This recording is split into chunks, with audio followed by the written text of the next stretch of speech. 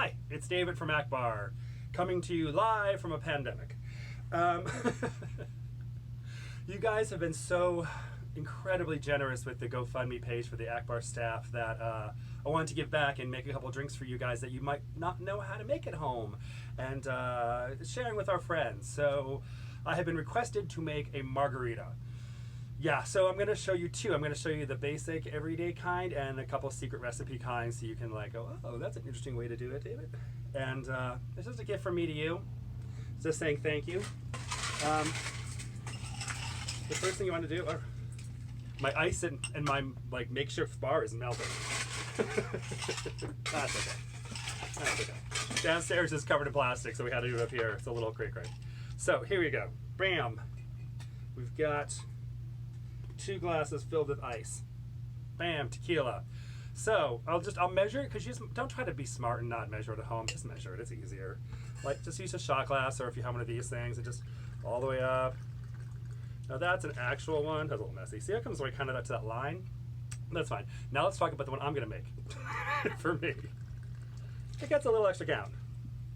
Don't tell people I work for it, but if it's a little stronger, it's a better margarita. Shh, that's just between you and me. Okay, next comes in the sweetening. The standard one, we're going to use a nice 1 count of triple sec. I do not put this in mine. And then, well, let's do them both. We'll do it at the same time, make life easier. I use either a little bit of orange juice, or, what? Squeeze of a real orange? That's too fancy for Akbar.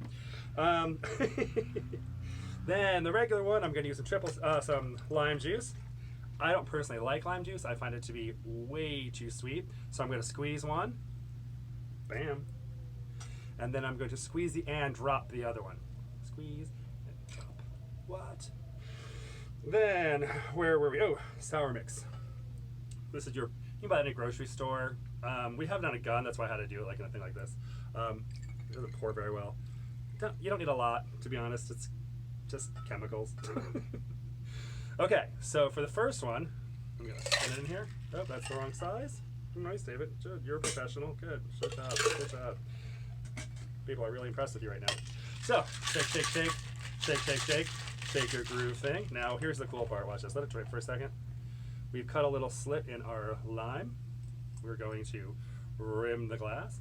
Now, here's the thing I was thinking about. Like, most people don't have salt in margaritas here at Akbar, but if you did, this is where you would just take your salt shaker at home, turn it over, and just salt one side of it. You can salt all the way around if you want, but I just salt one side because I think it's easier. Put the lime goes right back on. Bam.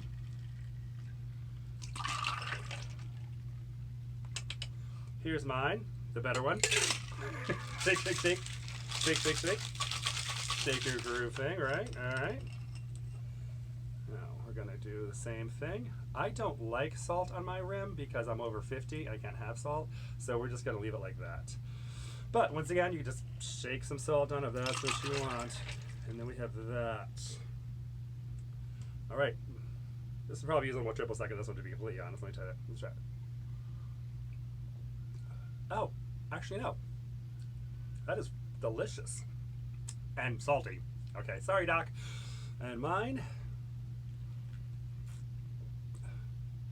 Wow, you know, that fresh orange really pops it. It's like I could drink this all day.